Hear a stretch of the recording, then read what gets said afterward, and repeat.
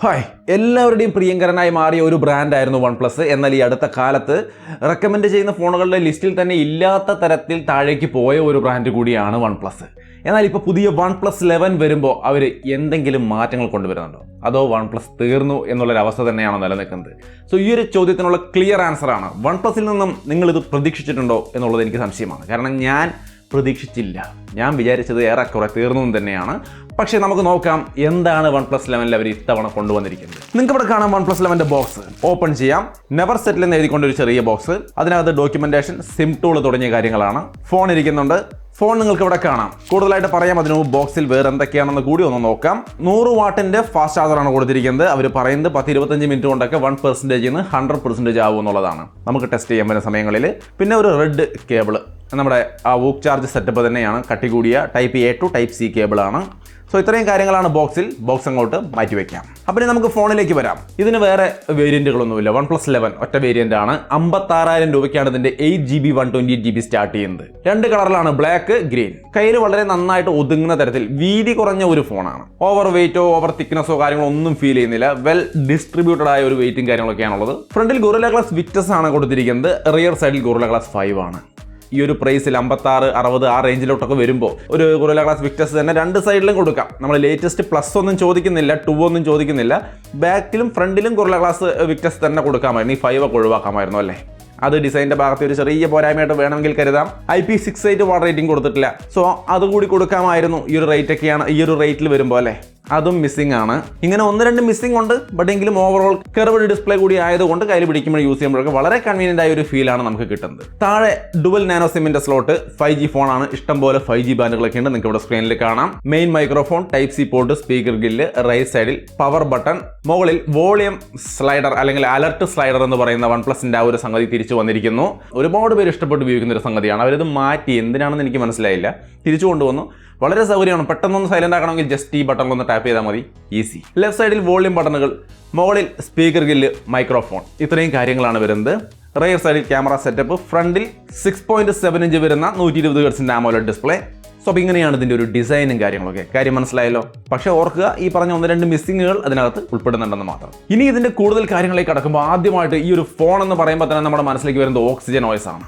എങ്ങനെയുണ്ട് ഇപ്പോഴത്തെ oxygen OS? നിങ്ങൾക്ക് ഇവിടെ കാണുന്നത് ഓക്സിജൻ OSലാണ് വരുന്നത്. 13 വെർഷനാണ്. ആൻഡ്രോയിഡ് 13 ബേസ്ഡ് ആണ്. 4 വർഷത്തെ ആൻഡ്രോയിഡ് അപ്ഡേറ്റും 5 വർഷത്തെ സെക്യൂരിറ്റി അപ്ഡേറ്റും ഓഫർ ചെയ്യുന്നുണ്ട്. സോ ഒരു 3-4 വർഷമൊക്കെ ധൈര്യമായിട്ട് ഉപയോഗിക്കാവുന്ന ഒരു നല്ല സെറ്റപ്പിലേക്ക് OnePlus മാറുന്നു.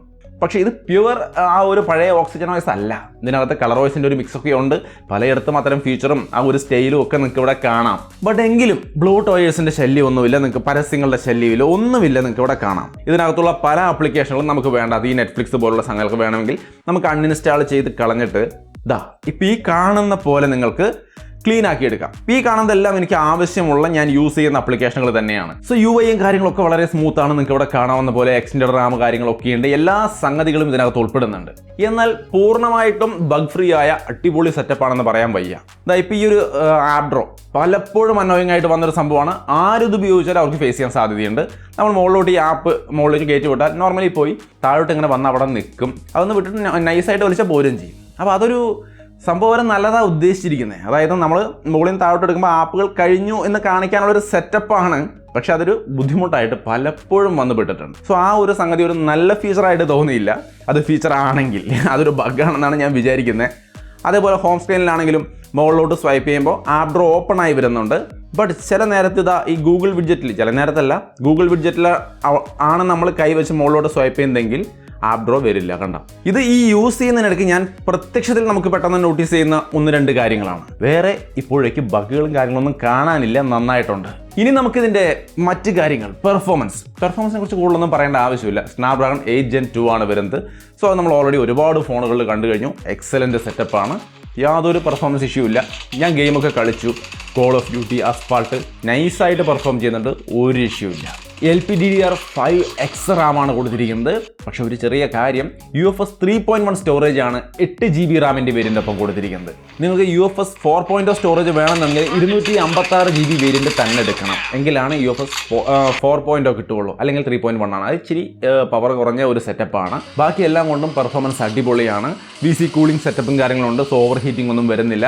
റാം വിറ്റ പോലുള്ള സംവിധാനങ്ങളുണ്ട്. അതായത് നമുക്ക് റാമൊക്കെ ഓരോ ആപ്പിനും എത്ര റാം വേണം എന്നുള്ളത് കൃത്യമായിട്ട് മാറ്റി വെക്കുന്ന തരത്തിലുള്ള ഒരു സെറ്റപ്പാണത്. അത് വളരെ നന്നായിട്ടുണ്ടെന്ന് തോന്നുന്നു. കാരണം ഒരു ലാഗും ഒരിടത്തും ഇല്ലാതെ വളരെ സ്മൂത്ത് ആയിട്ട് വർക്ക് ചെയ്യുന്ന ഒരു സെറ്റപ്പാണ്. ഡിസ്പ്ലേ നമുക്കിവിടെ കാണാവുന്ന പോലെ നല്ല ക്വാളിറ്റി ഡിസ്പ്ലേ ആണ്. 6.7 ഇഞ്ചിൻ്റെ 120 Hz fluid AMOLED display LTPO display ആണ്. 1 Hz to 120 Hz refresh rate വരുന്നുണ്ട്. ക്വാഡ് HD ഡിസ്പ്ലേ ആണ്. HDR10 1300 നിറ്റ്സിൻ്റെ ബ്രൈറ്റ്നസ്സും കാര്യങ്ങളും ടോട്ടലി ഗുഡ് ക്വാളിറ്റിയാണ്. ഇവിടെ ആകെ ഒരു പ്രശ്നം E4 ആമോലെഡ് ഡിസ്പ്ലേ ആണ്. അതൊക്കെ മാറി പുതിയ ഒരുപാട് സെറ്റപ്പുകൾ വന്നു. ഈ ഒരു പ്രൈസിൽ നല്ല പുതിയ ഡിസ്പ്ലേ കൊടുക്കാമായിരുന്നു എന്നുള്ളതാണ് എൻ്റെ ഒരു ഫ്രാങ്ക് ഒപ്പീനിയൻ. സോ അതൊഴിച്ച് നിർത്തിയാൽ ഡിസ്പ്ലേക്ക് യാതൊരു കുഴപ്പമില്ല. നിങ്ങൾക്ക് ഇവിടെ കാണാം നല്ല ക്വാളിറ്റി. അത് ഗെയിം കളിക്കുമ്പോഴായാലും ശരി, നോർമൽ വീഡിയോസ് കാണുമ്പോഴായാലും ശരി, നല്ല എക്സലൻറ്റ് ക്വാളിറ്റിയാണ്. ഒരു പ്രശ്നവുമില്ല. ബട്ട് പുതിയ ടെക്നോളജികൾ ഉണ്ടെങ്കിൽ ഒന്നുകൂടി ഒന്ന് ബെറ്റർ ആയേനെന്നുള്ളതാണ് വാസ്തവം. പിന്നെ ഈ പല ഭാഗങ്ങളിലും പ്രശ്നങ്ങൾ ഞാനിങ്ങനെ എടുത്തെടുത്ത് പറയാൻ കാരണം ഇത് OnePlus ആണ്. എല്ലാവർക്കും വാല്യൂ ഫോർ മണി ആയ നല്ല ഫോണുകൾ കൊടുക്കുന്ന ഒരു ബ്രാൻഡായിരുന്നു. പിന്നീട് ഇവർ ഫ്ലാഗ്ഷിപ്പിലോട്ട് അങ്ങോട്ട് കയറി അങ്ങോട്ട് പോയി. ബട്ട് എങ്കിലും ഇപ്പോൾ തിരിച്ച് ആ ഒരു ലെവലിലേക്ക് വരുന്ന കാണുമ്പോൾ ഇതൊക്കെ ഈ പറഞ്ഞ ചെറിയ ചെറിയ കാര്യങ്ങളൊക്കെ കൂടി ഒന്ന് ബെസ്റ്റാക്കി കൊടുത്തിരുന്നുവെങ്കിൽ ഒന്നുകൂടി ഇംപ്രഷൻ നേടാൻ അവർക്ക് കഴിഞ്ഞേനെ എന്നുള്ളതാണ് എനിക്ക് തോന്നിയത്. അതുകൊണ്ടാണ് ഞാനിത് എടുത്ത് പറയുന്നത്. പിന്നെ വേറൊരു പ്രശ്നം ഞാൻ ഈ ഒരു ഏരിയയിൽ കണ്ടത്, സൗണ്ട് നല്ല ക്വാളിറ്റിയാണ്. ഡുവൽ സ്റ്റീരിയോ സ്പീക്കർ നന്നായിട്ട് വർക്ക് ചെയ്യുന്നുണ്ട്. വിഷയമൊന്നുമില്ല. സ്പീക്കർ ക്വാളിറ്റി ജസ്റ്റ് ഒന്ന് കേട്ട് നോക്കിക്കോളൂ.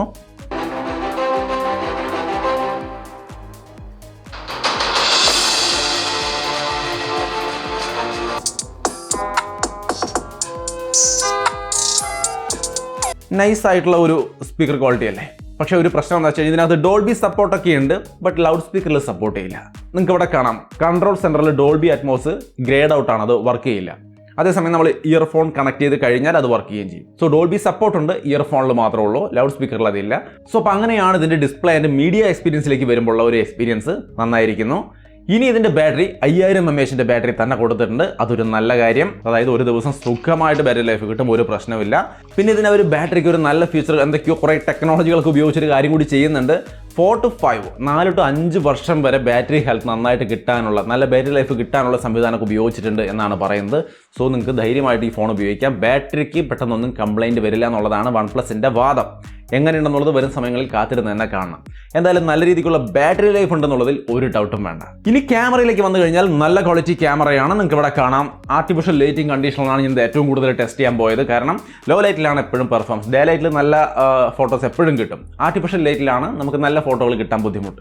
നിങ്ങൾക്ക് ഇവിടെ കാണാം നല്ല ക്വാളിറ്റിയുള്ള ക്യാമറ സെറ്റപ്പാണ് ഇതിൽ കൊടുത്തിരിക്കുന്നത്. മെയിൻ ക്യാമറ ഇമേജുകൾ അത്യാവശ്യം നന്നായിട്ട് തന്നെ കിട്ടിയിട്ടുണ്ട്. കൂടുതൽ ഡീറ്റെയിൽഡ് ആയിട്ട് ക്യാമറയെക്കുറിച്ച് നമുക്ക് മറ്റൊരു വീഡിയോയിൽ പറയാം, അല്ലെങ്കിൽ ഈ റേഞ്ചിൽ മറ്റേതെങ്കിലും ഫോണുമായിട്ട് കമ്പയർ ചെയ്തുകൊണ്ട് പറയാം. 8K 24 FPS വരെ നമുക്ക് ഇതിന്റെ മെയിൻ ക്യാമറ കൊണ്ട് വീഡിയോ ഷൂട്ട് ചെയ്യാൻ സാധിക്കും. മൈക്കിന്റെ ഒരു ക്വാളിറ്റി നിങ്ങൾക്ക് ഇപ്പോൾ മനസ്സിലാവും. ഏകദേശം ഈ ഒരു ക്വാളിറ്റിയിലാണ് നമുക്ക് ഇതിന്റെ ഡയറക്റ്റ് മൈക്കിലൂടെ റെക്കോർഡ് ചെയ്യുമ്പോൾ കിട്ടുന്ന ഒരു ക്വാളിറ്റി. സെൽഫി ക്യാമറയുടെ ഒരു 16 മെഗാപിക്സൽ എന്ന സെറ്റപ്പ് മാത്രം യാതൊരു മാറ്റവും ഇല്ലാത്ത പോലെ ഫീൽ ചെയ്തു. ഒരു ക്ലാരിറ്റി ലെവൽ, ഡീറ്റെയിൽസ് ലെവലൊക്കെ ലോ ലൈറ്റിൽ കുറവായിട്ടാണ് തോന്നിയത്. അപ്ഡേറ്റിലൂടെ സെറ്റ് ആവുമെന്ന് എനിക്കറിയില്ല.